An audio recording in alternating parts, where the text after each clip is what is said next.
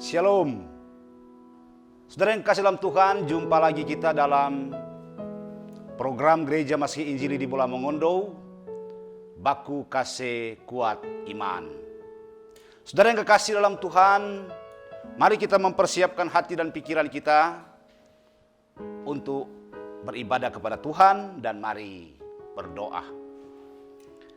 Ya Tuhan Allah Bapa di sorga, Bapa yang kami sembah, kami puji, kami agungkan, kami muliakan dalam Tuhan Yesus Kristus.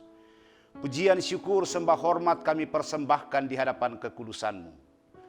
Cinta kasih, penyertaan, pertolongan, perlindungan Tuhan, terus Tuhan nyatakan, terus Tuhan beri menjadi bahagian dalam hidup kami. Bapa di sorga, terima kasih karena kami percaya Tuhanlah yang terus menyertai dan memberkati kami dalam segenap aktivitas, tugas, pekerjaan, dan tanggung jawab kami. Bapa di sorga, dalam kesempatan ini kami hendak membaca, kami hendak merenungkan firman-Mu. Mari kuasai hati dan pikiran kami oleh Roh-Mu yang kudus, supaya dengan hati yang bersih, pikiran yang jernih, kami dapat menelaah firman-Mu. Singkirkan segala pikiran yang sia-sia, yang kadangkala mengganggu pikiran kami, untuk konsentrasi dengan firman Tuhan. Dan berfirmanlah kiranya Engkau ya Bapa, dalam segala kewibawaan firman-Mu. Inilah kami hamba-hamba-Mu yang sedia mendengarkannya. Demi Kristus Yesus, firman yang hidup. Amin. Saudara-saudara yang dikasihi dan diberkati oleh Tuhan, bagian pembacaan firman Tuhan kita saat ini terdapat dalam Mazmur 133 dalam satu kesatuan perikop yang berjudul Persaudaraan yang Rukun. Nyanyian Siara Daud. Sungguh alangkah baiknya dan indahnya apabila saudara-saudara diam bersama-sama dengan rukun. Seperti minyak yang baik di atas kepala meleleh ke janggut, yang meleleh ke janggut Harun dan ke leher jubahnya. Seperti embun gunung Hermon yang turun ke atas gunung-gunung Sion. Sebab kesanalah Tuhan memerintahkan berkat kehidupan untuk selama-lamanya. Demikianlah firman Tuhan yang dikatakan berbahagia ialah kita semua yang mendengarkan firman Tuhan, menaruh itu dalam hati, tapi juga yang melakukannya dalam realitas kehidupan hari lepas hari. Terpujilah Tuhan Yesus Kristus. Saudara-saudara yang dikasihi dan diberkati oleh Tuhan Yesus Kristus, pembacaan firman Tuhan ini disampaikan oleh pemazmur dalam konteks persaudaraan umat Israel. Orang tahu bersama bahwa umat Israel adalah umat yang terbentuk satu suku, satu ras, kemudian satu agama. Mereka memiliki nenek moyang yang sama, yaitu Abraham. Mengenai ini kan orang tahu semua bahwa bangsa Israel adalah bangsa yang besar, sebagaimana janji Allah kepada Abraham. Bangsa Israel adalah bangsa yang memiliki kesamaan. Kalau orang mau kaitkan dengan konteks keindonesiaan, apakah sama? Jelas berbeda. Konteks keindonesiaan dan konteks persaudaraan dalam pembacaan ini ada perbedaannya. Yaitu kita hidup dalam Indonesia yang majemuk. Yang berbeda-beda latar belakang. Berbeda-beda suku. Berbeda-beda agama. Berbeda-beda ras. Kita ada dalam satu keindonesiaan. Saudara yang kasih dalam Tuhan Yesus Kristus. Tetapi dalam konteks keindonesiaan, Tuhan Allah menciptakan manusia sebagai makhluk sosial. Nah, sebagai makhluk sosial berarti orang yang boleh hidup tanpa orang lain. Dari kecil orang so paham, so mengerti bahwa orang tidak bisa hidup tanpa orang lain. Pendeta dapainya waktu pendeta masih kecil, waktu hidup di kampung, nah biasanya di kampung di belakang rumah orang ada perkebunan kopi. Kalau orang tua suruh mau pi warung, mau pi mana, orang akan lewat di perkebunan kopi itu. Nah, kalau malam, main di pegelap. Nah, biasanya kalau dorang suruh Pak Pendeta dengan biasanya dengan Pendeta PKK berangkat pergi sebagaimana orang tua maksud ada suruh. Berangkatlah orang. Tapi ketika pulang biasanya kakak saya suka bermain dengan saya dan mempermainkan saya.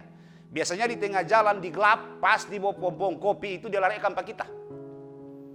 Ketika dia larikan kita langsung tuh moput lagi cakar lusuh lepas dia. Sambil menangis. Kenapa? Karena kita nyandak nyaman ketika sendiri. Kita dipenuhi oleh teror ketakutan kalau kita sendiri. Dengan demikian dapat orang tahu bahwa dari perumpamaan yang kecil ini dapat orang tahu bahwa kalau sendiri memang merasakan sesuatu hal yang tidak menyenangkan. Oleh sebab itu dalam hidup ini kita butuh untuk dihargai.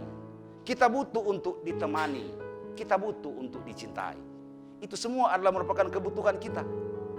Kalau kita butuh untuk dihargai, kita butuh untuk dicintai, kita butuh untuk ditemani, maka hargai, cintai, dan temanilah orang lain dalam menjalani hidup, pergumulan, perjuangan, dan tantangannya. Saudara yang kasih dalam Tuhan Yesus Kristus, kalau kita merasa nyaman dengan kehadiran orang lain bagi kita, maka setidak-tidaknya jadikanlah juga diri kita menjadi nyaman hadir di tengah-tengah komunitas orang lain. Saudara yang kasih dalam Tuhan Yesus Kristus, tetapi disinilah letak kontroversinya. Bahwa kita ingin dihargai, kita ingin dicintai, kita ingin ditemani oleh orang lain. Tetapi jika menyangkut keuntungan, jika kebersamaan ini menyangkut keuntungan, maka muncullah rasa egois. Maka muncullah rasa mementingkan diri sendiri. Saudara yang kasih dalam Tuhan, ada cerita inspiratif berkaitan dengan hal ini. Ada 3 orang, mereka sekawan, memang kawan akrab, kawan karib. Mereka biasanya bekerja di kebun masing-masing, tapi juga mereka saling tolong menolong. Biasanya kalau di kobong-kobong saling tolong menolong. Kemudian apa yang terjadi? Ini 3 orang ini sementara berjalan mereka baku dapat dengan satu gua. Dan ketika mereka menengok dalam gua itu, orang lihat, oh luar biasa. Ternyata banyak sekali harta di sana. Banyak sekali emas yang ada di sana. Kemudian, dong begini, muncullah ini keegoisan masing-masing di antara dorang. Loh, ini harta ini banyak komfor kita kan. Kemudian dia suruh, begini Jo, torang mesti persiapkan bekal untuk mau ambil ini harta ini. Jadi satu orang mesti turun kampung, dia ambil makanan, minuman dan sebagainya. Turunlah ini satu orang di kampung. Ketika satu orang ini turun di kampung, dia ambil makanan, tinggal nih 2 orang di muka gua itu. Kemudian 2 orang bilang begini, bagaimana kalau Tompe Taman itu datang, tong bunuh juga dia. Supaya ini harta ini cuma forton 2. Oh setuju. Ketika datang kemari, yang ada bawa makanan, don 2 langsung bunuh dia. Matilah dia. Nah, ketika itu maka makanlah mereka berdua untuk menikmati makanan yang dibawa oleh orang yang telah mereka bunuh. Tapi pada saat mereka selesai makan, dorang hendak mau ambil itu harta itu. Pada akhirnya juga dorang 2 tergelepar dan kemudian mati. Kenapa dorang 2 mati? Rupanya juga dompet taman yang bawa makanan itu punya pikiran yang jahat, yaitu ia menaburkan racun pada makanan kedua sahabatnya, supaya kedua sahabatnya mati, cuma dia sendiri mau ambil itu harta itu. Nah saudara yang kasih dalam Tuhan, kadangkala kehidupan kita selaku orang percaya diperhadapkan dengan kalau kebersamaan itu menguntungkan kita atau pertolongan itu hendak diarahkan kepada kita, kita menyetujuinya. Tapi kalau kita diarahkan untuk menolong orang lain, peduli dengan lingkungan sekitarnya, kadangkala kita lari dari tanggung jawab itu. Semua orang mendambakan hidup rukun dan damai, tapi seringkali tanpa sadar, oranglah yang menjadi penyebab daripada hidup dalam kerusuhan. Tanpa sadar, toranglah yang menjadi penyebab daripada berbagai macam bentuk persoalan. Bahkan perkelahian antar kampung dalam konteks kebangsaan ini seringkali terjadi. Bahkan dalam konteks kekristenan sekalipun, perkelahian antar kampung, perkelahian nyong-nyong dan sebagainya tidak dapat terhindarkan. Saudara yang kekasih dalam Tuhan, hidup rukun dan damai hanya akan tercipta jika yang pertama, kita menghargai perbedaan. Saudara yang kekasih dalam Tuhan, dalam hidup saling mencintai, kualitas cinta yang paling baik adalah ketika kita mampu mengasihi dan mencintai orang-orang yang berbeda dengan kita. Orang yang berbeda pemahaman, orang yang berbeda agama. Justru pada hal itu, cinta kita akan lebih berkualitas. Saudara yang kasih dalam Tuhan Yesus Kristus, sebab inilah yang dikehendaki oleh Tuhan Yesus. Bahkan Tuhan Yesus berkata, kasihilah musuh.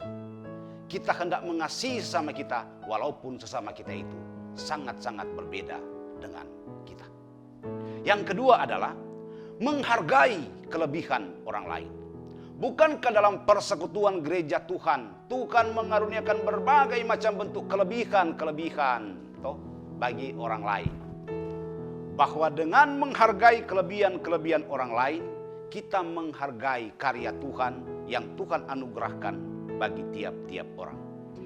Menghargai orang lain lengkap dengan kelebihannya, ini telah digambarkan oleh Rasul Paulus sendiri dengan indah. Dia menggambarkan tentang kelebihan-kelebihan dalam tiap-tiap orang itu adalah merupakan kerjasama tubuh.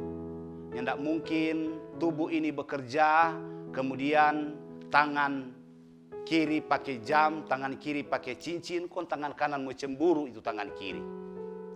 Demikian juga tidak mungkin ketika malam kong sakit puru, kong kaki bilang begini, Pur, untuk malam ini minta tolong kita tidak mau pergi belakang, mau antar pengana sakit puru. Tidak mungkin. Tetap harus kaki yang berjalan walaupun perut ini sakit.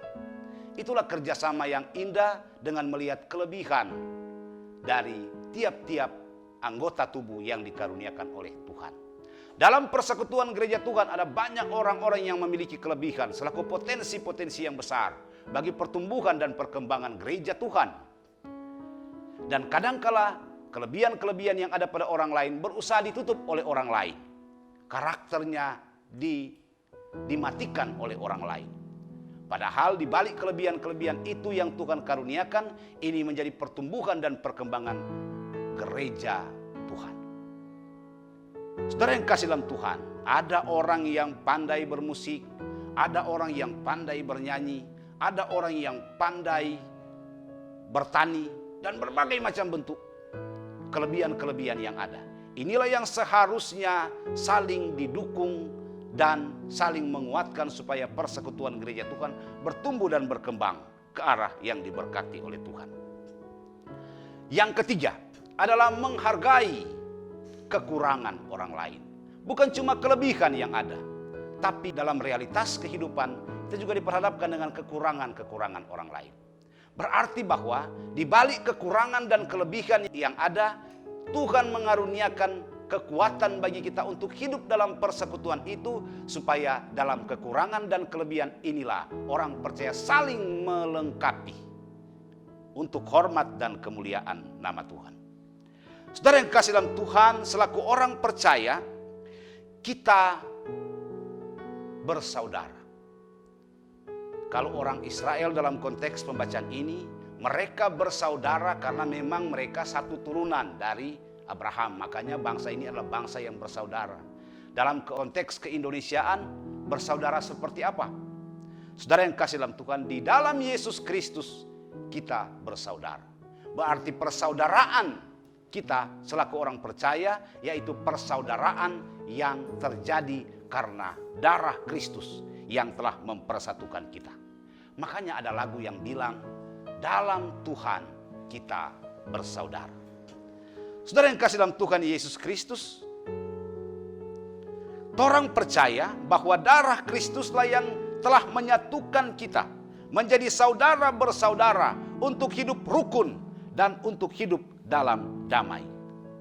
Dengan demikian, maka kalau dalam umat Israel persaudaraannya adalah persaudaraan karena memang orang satu keturunan, tapi dalam konteks keindonesiaan kita bersaudara karena kita selaku orang percaya telah ditebus oleh darah Kristus dan menjadikan kita bersaudara supaya kita menjadi berkat bagi orang lain.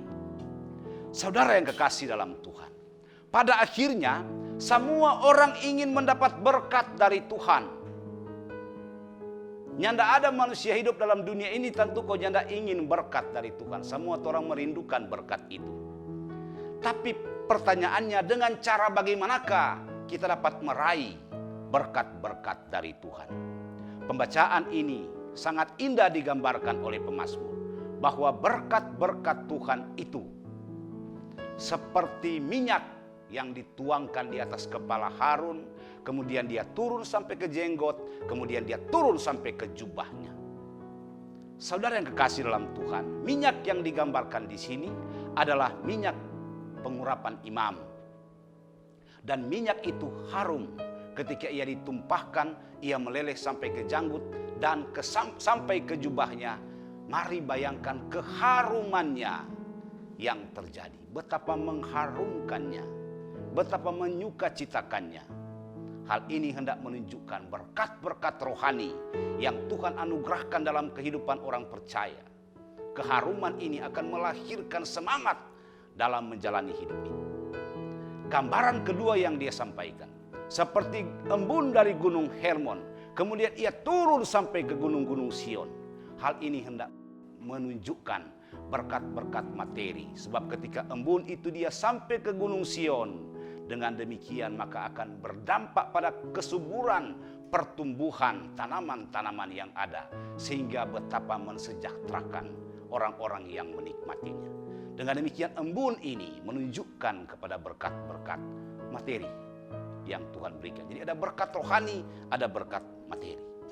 Saudara yang kasih dalam Tuhan, tetapi berkat-berkat itu akan turun dalam kehidupan persekutuan orang percaya apabila orang percaya hidup rukun dan damai.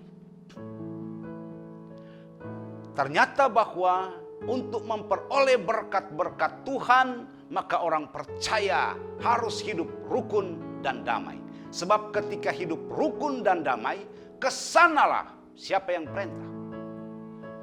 Kesanalah Tuhan memerintahkan berkat-berkatnya.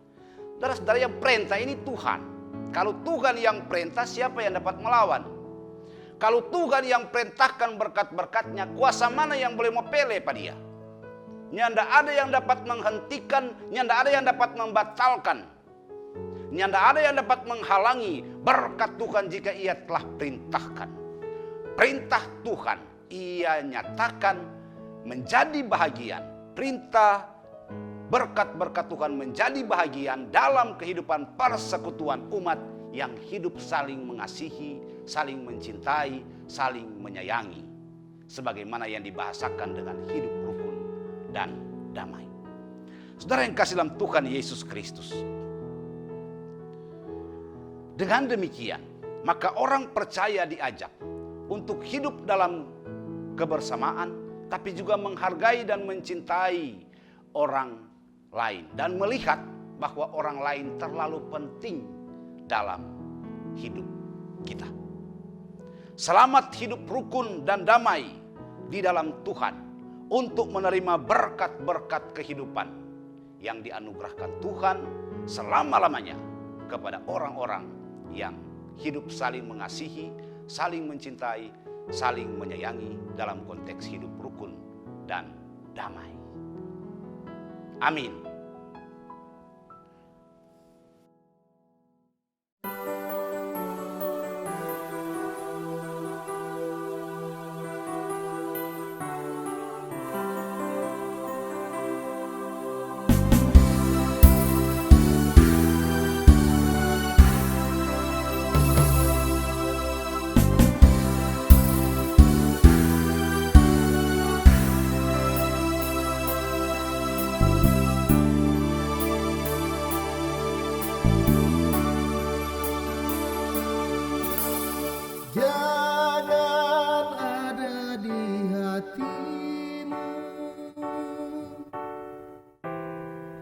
berkata engkau masih muda, karenanya nanti esok tak tahu apa yang terjadi. Haruslah kau sadari, hidup ini sementara.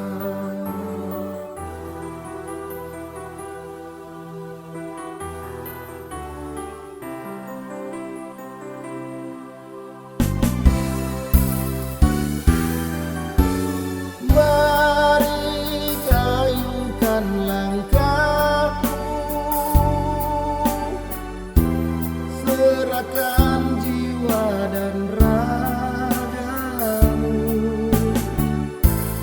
Pujilah nama Tuhan bagi kemuliaan-Nya.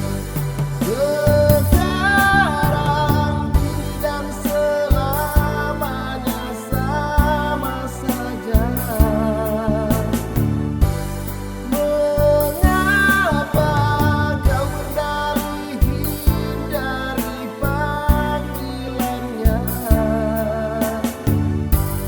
Sadar, sadar, kau belum terlambat. Sadar, sadar, datang padanya.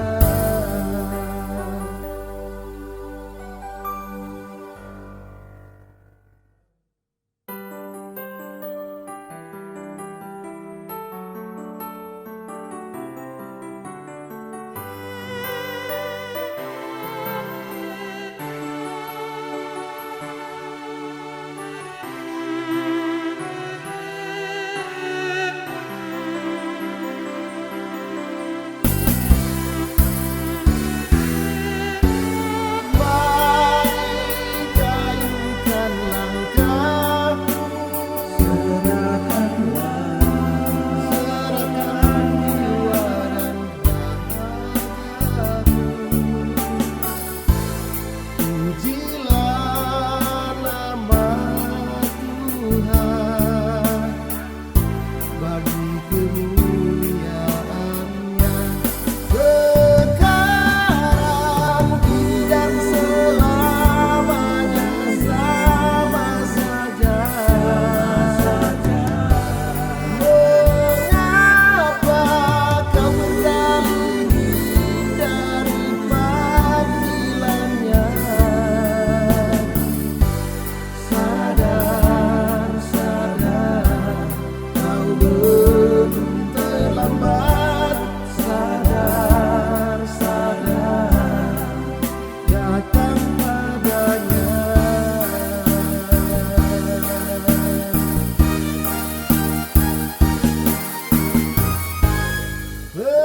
Sekarang, kini dan selamanya sama saja. Mengapa kau berdalih hindari panggilannya?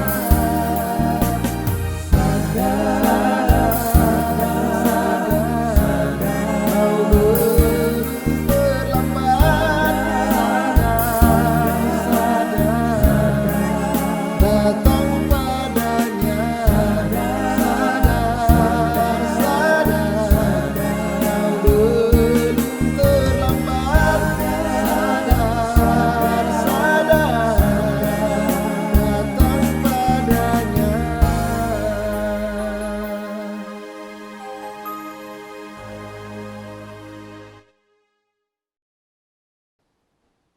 Saudara yang kasih dalam Tuhan, mari kita berdoa.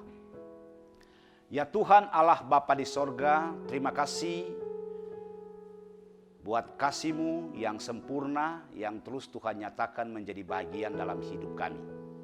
Ketika kami telah membaca dan merenungkan firman-Mu ya Bapa, ajarlah kiranya bagi kami untuk senantiasa berusaha sedemikian rupa, hidup rukun dan damai, Ajarlah kami untuk mengasihi orang lain, ajarlah kami untuk mencintai orang lain, ajarlah kami untuk menghargai orang lain, ajarlah kami untuk menghargai perbedaan-perbedaan di antara kami, agar kiranya nama Tuhan terus dipermuliakan dalam kehidupan kami.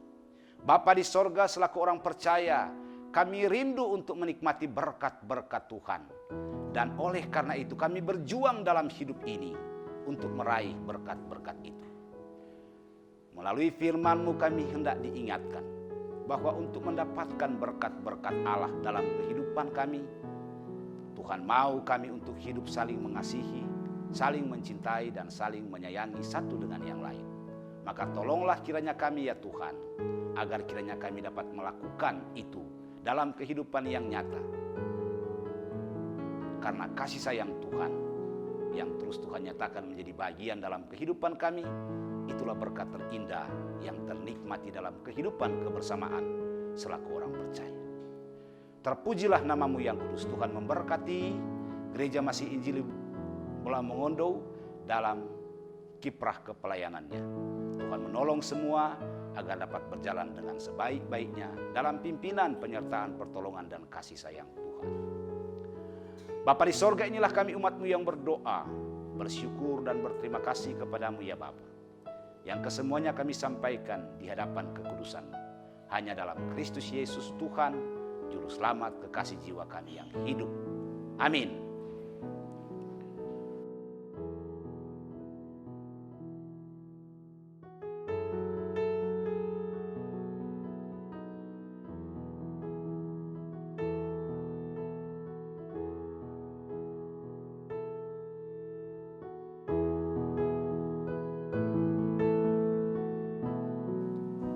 Kasih karunia dan damai sejahtera dari Allah Bapa di sorga dalam Yesus Kristus dengan perantaraan Roh Kudus menyertai, memberkati, meneguhkan, mengokohkan dan menguatkan kehidupan kita sekalian sekarang ini sampai selama-lamanya. Amin. Demikianlah saudara-saudara yang kasih dalam Tuhan, pembacaan dan perenungan kita di hari ini. Tuhan Yesus memberkati kita dan menolong kita untuk hidup saling mengasihi satu dengan yang lain. Shalom.